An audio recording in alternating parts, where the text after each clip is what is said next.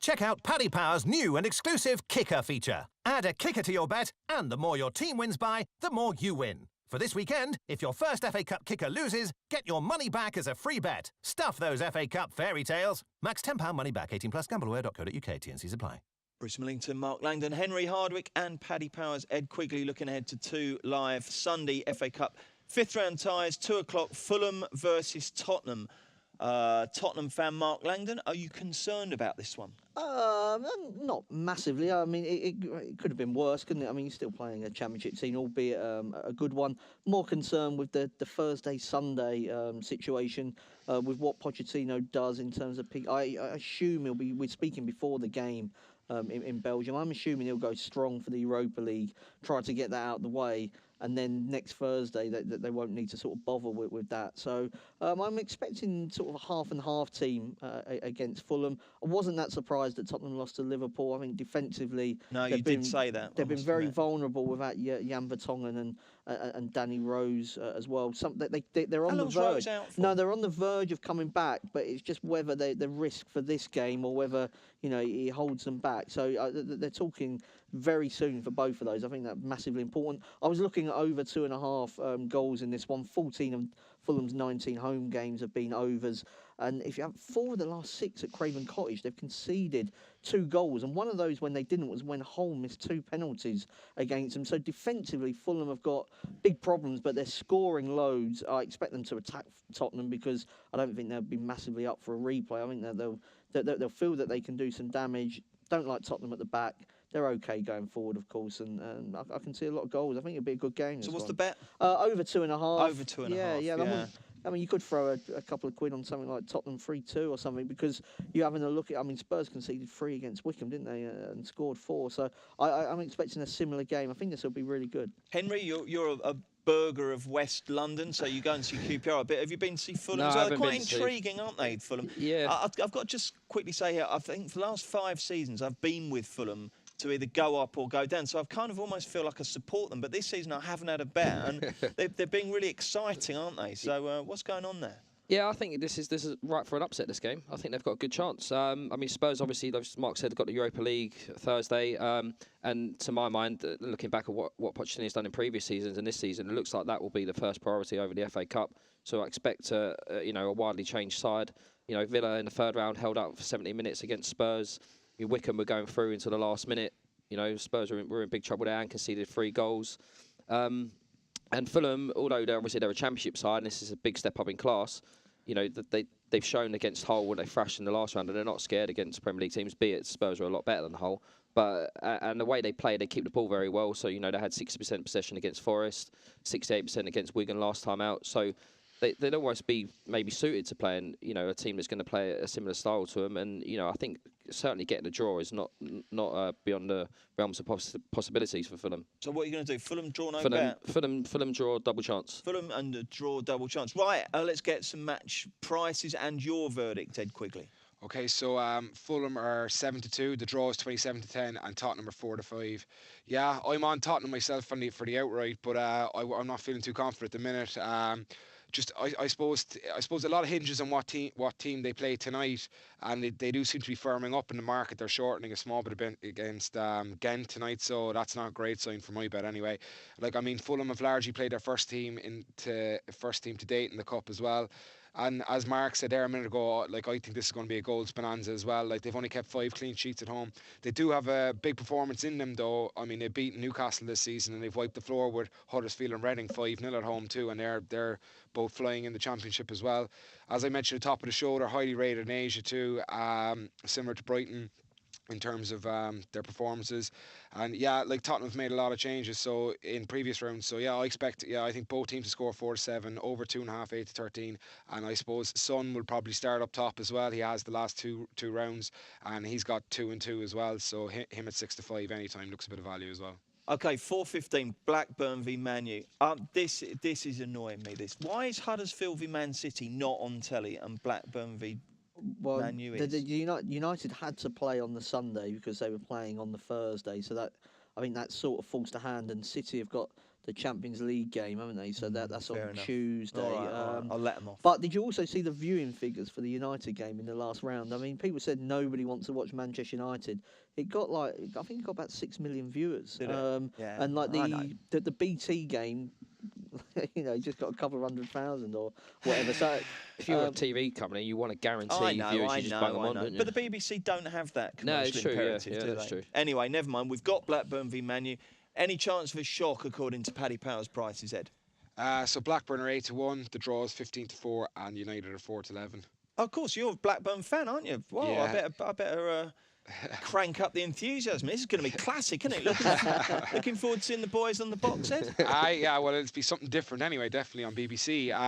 Yeah, I don't know. Like they've largely fielded their first team. I don't know. I'm getting very apathetic towards Blackburn these days. I mean, between the Venkis and fucking Owen Coyle, like I don't know. Yeah, it's all gone wrong anyway the last few years. But that was a Mrs. Brown, boys. We're all right with that. Yeah, you're okay with that one. Yeah, so there's doubts over, I suppose, one of our main strikers in Sam Gallagher. He had to be taken off during the week when we lost to Sheffield Wednesday. It's a tight turnaround again for United, obviously, as well. Blackburn have only failed to score in 2 home games all season. Scoring's not the problem, it's defence. Only Rodman have conceded more than us in the champ. I think United will win, but I wouldn't be touching 4-11. It is a small bit of a derby as well, I suppose. But I think I'll go with Man United to win and over 2.5 at evens. Okay, I would just like to clarify, I don't watch Mrs. Brown's Boys, but I am aware that the main character says feck a lot. Mark, what do you think will happen here? I think Blackburn will get beat quite convincingly. I mean, they've got Owen Coyle as their manager. We probably could just end it there, really. I mean, I really do feel sorry for. I mean, yeah, they lost. You can go about 5s on that he blames the referee every time that they lose, and he did it again. Now, I haven't seen the highlights of what happened against Sheffield Wednesday, but they had a player sent off for pushing the referee. And he still managed to blame the referee for everything else that had gone on. I mean, I don't see how you can do it. I mean, if your player touches a referee, you should be hugely embarrassed. Was that the guy who ran up to him, didn't he? And he kind of realised he was in a bit of trouble and stopped and kind of almost finished his braking by touching the ref, and the ref just went Yeah, but I mean, I'm all for that. I am as well. I am as well. But, I agree. I mean, Blackburn, I mean, you have a look at like the shot stats. I mean, this is a team that's getting battered most weeks. I remember watching them over Christmas, New Year time against Huddersfield. They drew that game, but they kind of scored with their only shot and were just absolutely battered for the 90 minutes. And then a couple of days later, they beat Newcastle, but again, they were just pummeled. So, I mean, I was looking at Fellaini to score first, maybe in the each way part of things. He's got 2 goals in 2017. They both come in the cup and included one on his last start. So, when Fellaini plays, and he's the kind of player I expect to play in this type of game, United do tend to, play up to him for sort of crosses and stuff like that. So, not a great bet. You'll have a few quid on Fellaini. What will you be doing here, Henry? I think Manchester United will smash Blackburn. I'm going to back. The best way I could think about getting involved in that would be Manchester United to win and over 2.5 goals. I mean, in the last round against Wigan, United played the likes of Mata, Rooney, Martial, Schweinsteiger, Mkhitaryan. And the difference, I think, with the terms of Manchester United rotating and other teams like Spurs and Arsenal, is that it's almost like they're rotating, but there's competition for places there. Those players will come in and they might think they have a chance of getting in the team where, if Harry Kane's left out for Spurs, Jansen's not starting. He could score a hat-trick. Lucas Perez could come in and score 8 goals. He ain't going to start for Arsenal, But with United, there's more. I think there's more motivation for the players coming. It's not just a case of sticking the stiffs in. And they showed no mercy in the previous rounds against lower league teams.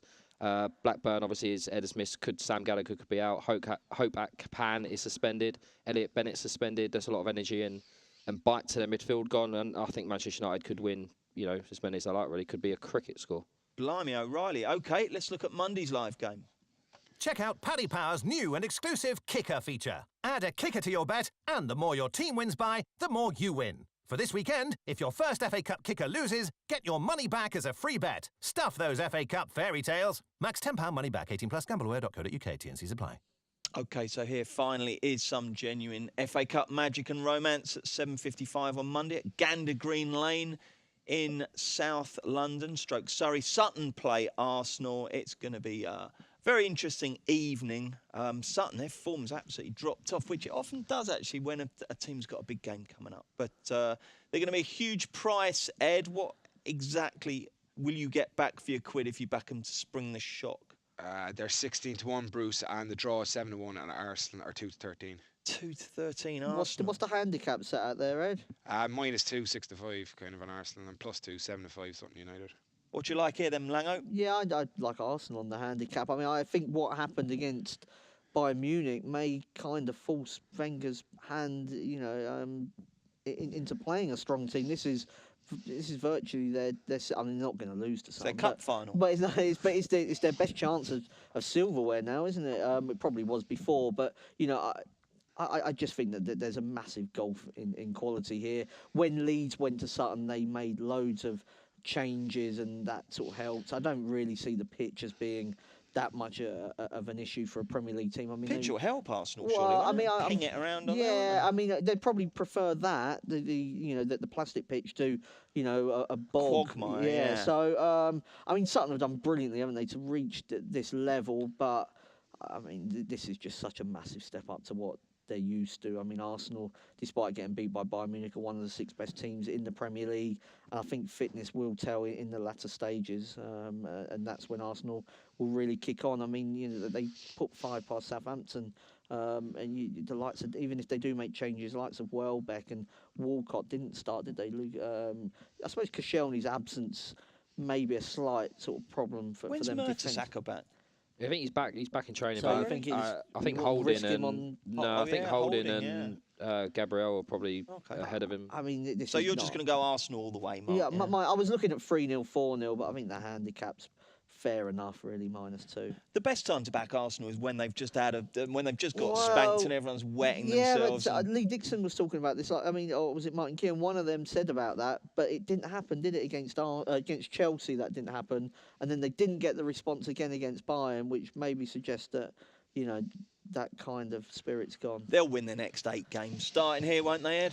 Not Ed, Henry. Sorry. Yeah, I think they'll be comfortable winners. My angle in would be Perez and Giroud first scorer each way, pick them both, and if one of them scores first, which are probably the most 2 likely players to do, you'll win, and if the other one gets a goal at any time, you're gonna get your money back on that one. So I don't really see any problems. Perez in particular, he's started 6 games for Arsenal. In those 6 games, he scored 5 goals, and he's got a bit of pace, which there's probably going to be the undoing of Sutton. I'd imagine that extra bit of pace, that extra bit of fitness, and obviously with Arsenal 2-pronged going, effectively out of the Champions League, as Mark said, this is their best chance of silverware, and also Wenger can't really risk any sort of problems here. So yeah, I expect. I think they've put out a fairly strong side throughout the competition, really. It's only been sort of like Maitland-Niles that's come in, but that's because they've had injury problems in midfield. They've had no one else really to play. But the back 4, Gibbs will play. Holding, maybe Mustafi. It's not it's not been a really weakened side. So can't really put a bad side out, can he? Not really. No, not really. I expect them to win comfortably, and if they get 3, 4, 5 goals, backing those 2 each way, you should cop the first scorer and get your money back on any time. The boys really fancy Arsenal to demolish Sutton. Do you, Ed Quigley? Yeah, everything the lads have just said there, they've covered every single point I have written here. I just think back Arsenal -2 at 6-5. They're going to smash them. I think it's a cracking price, and it's a cracking bet too. Okay, jolly good. Weekend highlight for you, Mark. What have you got coming up? You going to watch any football live or? No, I mean I'm working both days this weekend, so I've just been sort of watching football and typing words really for most of the day, and then talk sport on the Sunday evening for a bit of Euro. You chat. and Danny Kelly? Yeah, me and Danny Kelly. I'm looking forward to the Champions League actually again in the midweek, because we saw, Bruce, didn't we? I mean, the Euros was absolutely rubbish in the summer. The Champions League's where it's at when we get to this stage. No question. I love the Champions League knockout phase. Henry, what have you got coming up? I'm decorating this weekend. Oh yeah. Yeah. The hall. Can you not see? I think he's come dressed for the decorating. What, are you going to wear a suit? Saving your 3-piece suit for that, are you? Yeah, which room are you doing? I've got a bathroom to do, like the main bathroom, and then there's like a downstairs toilet, so I'm doing them too. What, paint, or you're not hanging wallpaper, are you? Probably not. I've got strips and wallpaper and paint. Yeah, the hardest part's the woodwork, I think. The paint of the walls is easy. You get the roller on, but it's the wood, it's the gloss in the Stripping wallpaper, that is. Oh, that's no good, is it? Ed, you won't be doing any such thing, will you? You'll be young and wild and ripping it up in central Dublin all weekend, won't you? Well, I was doing a bit of that last weekend, but no, this weekend I'm doing work, and then I'll probably go out Saturday night, but the Blackburn Man United match is probably the highlight on that. What a weekend. Good luck with that one. I prefer to be Henry, I think. Yeah, watching Blackburn and stripping wallpaper, that is evens each of two. Okay, chaps, thank you very much indeed. Hope you have a profitable weekend, and I hope the guys' tips help you have a profitable weekend as well. We're back next Thursday with another Racing Post football postcast. Check out Paddy's new kicker feature. If you fancy your team to run riot, add a kicker to your bet. And if your team win big, you win bigger. Paddy Power, you beauty.